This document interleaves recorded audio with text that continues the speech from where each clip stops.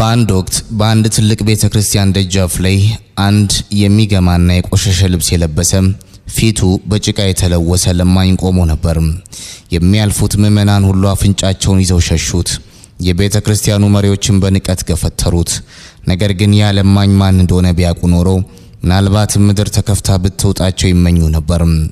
ዛሬ የምተርክላችሁ ታሪክ የሰው ልጅ ግብዝነት እንዴት በሃይማኖት መጋረጃ ውስጥ ተደብቆ እንደሚኖርና አንድ ፓስተር የገዛ በጎቹን ልብ ለመፈተን ያደረገውን እጅግ አስደንጋጭና ልብ የሚነካ ጉዞ ነው። ይህ ታሪክ የእናንተን የህይወት እይታ እንደሚቀይር እርግጠኛ ነኝ።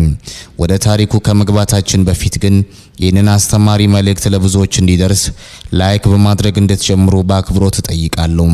የእናንተ አንድ ላይክ ለዚህ ቻናል ትልቅ ድጋፍ ነው።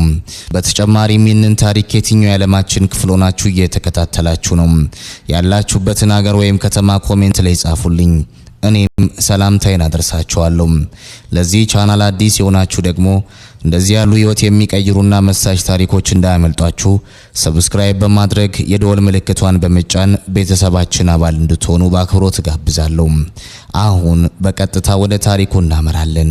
ታሪኩ የሚጀምረው በሪዮ ደ ጄኔሮ ግራጫማ በሆነ የማለዳ ጭጋግ ውስጥ ነው። ፓስተር ሳሙኤል በመስኮቱ በኩል ወደ ውጭ እያየ ነው። ልቡ በሐሳብ ተሞልቷል። ዛሬ ወደ አዲሱ ቤተክርስቲያን የሚሄድበት ቀን ነው። ነገር ግን ወደፊት ከመሄዱ በፊት ወደ ኋላ መመልከት ግድ ይለዋል። ከ10 ዓመት በፊት ወደ ነበረው ትዝታ እንመለሳለን። ሳሙኤል ገና 28 ዓመት ወጣት ነበር። ከቴዎሎጂ ኮሌጅ በከፍተኛ ውጤት ተመርቆ መጽሐፍ ቅዱሱን እንደ ጋሻ ይዞ ዓለምን ለመለወጥ የሚቸኩል ወጣት። ትሬስ ፓንቶስ በምትባል አንዲት ትንሽ የገጠር ከተማ የመጀመሪያ አገልግሎቱ ነበረች። ሳሙኤል በዚያች ከተማ ሲደርስ በውስጡ የነበረው ቅናት በቃላት አይገለጽም። ነገር ግን ስህተቱ እዚያው ላይ ነበር። እሱ ሄደው ሊሰማ ሳይሆን ሊናገር ነበር። ሊረዳ ሳይሆን ሊያዝ ነበር። በ6 ወራት ውስጥ ያደረገው ጥረት ሁሉ ገደል ገባም። ቤተክርስቲያኗን ለሁለት ከፈላት። ሽማግሌዎቹን ተጣላም፣ ወጣቶቹን አስቀየመም። ለምን? ምክንያቱም እሱ ትክክለኛውን ቴዎሎጂ ወይም የመጽሐፍ ቅዱስ አስተምሮ ያቅ ነበር። ነገር ግን የሰዎቹን ልብ አያቅም ነበር። ያ ውድቀት የሳሙኤልን ነፍስ ቀደዳት። ሌሊት በለቅሶ ጌታ ሆይ ለምን አልተሳካልኝም እያለ ይቃትት የነበረውን ትዕይንት በዝርዝር እናያለን። አገልግሎቱን ትቶ ሊጠፋ መጽሐፍ ቅዱሱን ዘግቶ ወደ ዓለማዊ ስራው ሊመለስ የወሰነባቸው ጥቁር ቀናትን እንተርካለን። በሳሙኤል ሕይወት ውስጥ ትልቅ ቦታ የምትይዘው ባለቤቱ ሊዲያ ነች። ሳሙኤል በጨለማ ክፍሉ ተዘግቶበት ሳለም ሊዲያ መታ አጠገቡ ተቀመጠች። የሊዲያ ድምጽ በታሪኩ ውስጥ ሰላምን የሚያመጣ መሆን አለበት።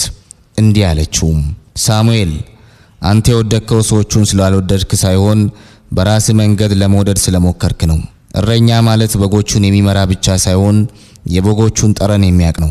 ይህ ንግግር በሳሙኤል አእምሮ ውስጥ ለዓመታት አስተጋባም። የበጎቹ ጠረን የሚለው ሐሳብ አዲስ የትህትና ትምህርት ቤት ሆነለት። ከዚያ በኋላ በነበረው የሁለተኛ ቤተክርስቲያን አገልግሎቱ ሳሙኤል ተለወጠም። መስማትን ተማረም፣ ዝቅ ማለትን ተማረም። በጁዌዝ ዴፎራ በነበረው ቆይታ ከመድረክ ይልቅ በሰዎች ቤት ውስጥ፣ ከስብከት ይልቅ በሰዎች ለቅሶ ውስጥ መገኘት አበዛም። ቤተክርስቲያኗም አበበች።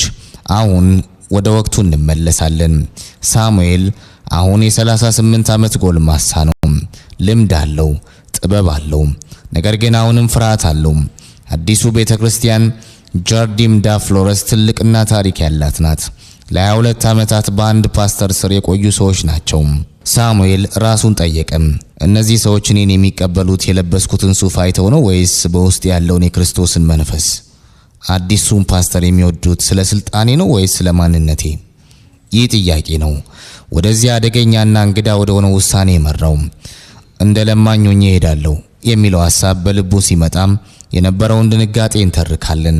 ይህ ሐሳብ ከመንፈስ ቅዱስ ይሁን ወይም ከራሱ እብደት ለማረጋገጥ ያደረገውን የአንድ ሳምንት ጾምና ጸሎት በዝርዝር እናያለን። ቅዳሜ ምሽት ላይ ነው። ሳሙኤልና ሊዲያ በባዶ ሳሎን ውስጥ ተንበርክከው እየጸለዩ ነው። ሊዲያ በእንባ ሆና ሳሙኤል እግዚአብሔር ይጠብቅ፣ ዛሬ የምታደርገው ነገር የብዙዎችን ዓይን የሚከፍት ይሁን ትለዋለች። ሳሙኤል ነገ የሚለብሰውን ያረጀ ጫማና የተቀደደ ማሊያ ልብስ እያየ በታላቅ ጭንቀትና በተቀደሰ ፍርሃት ውስጥ ሆኖ አይኑን ይዘጋል። ሌሊቱ እጅግ ረጅምና ቀዝቃዛ ነበር።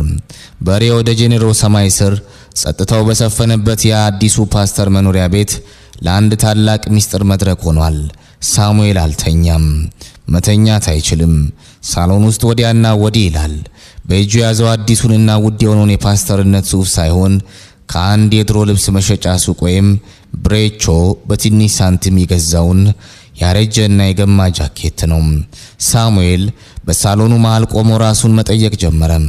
ሳሙኤል፣ በእውነት ከእግዚአብሔር ነው ወይስ ያንተ እብደት? አእምሮ ወደ ኋላ እየተመለሰ የሰይጣንን የሹክሹክታ ድምፅ እንዲያስተጋባ እናደርገዋለን። ፓስተር ነህ እኮ፣ ክብርስ? ሰዎች ካወቁ ምን ይሉሃል? ቤተክርስቲያኗን ገና ሳትረከብ በፌዝ ልታፈርሳት ነው የሚሉ ጥያቄዎች በአእምሮ ውስጥ እንደ ማዕበል ይናወጣሉ። ሳሙኤል ተንበርክኮ ወደ ምድር ተደፋም። እዚህ ጋር ታሪኩ የሳሙኤልን ጸሎት በዝርዝር ማቅረብ አለበት።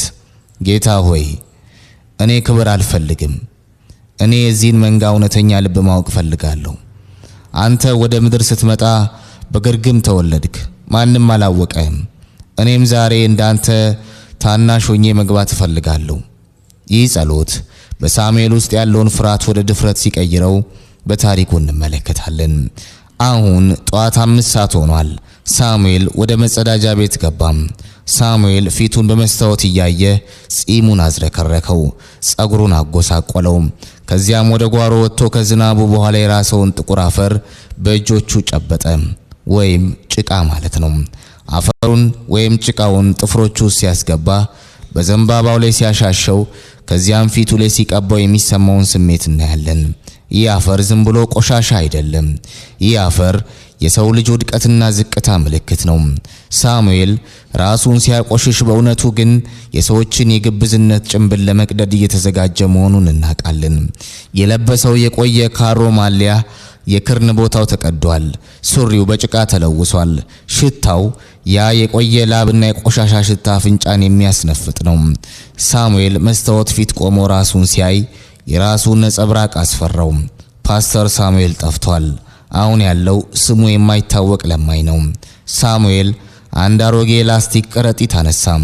በውስጡ ምን ሊይዝ ይችላል? ገንዘብ አይደለም።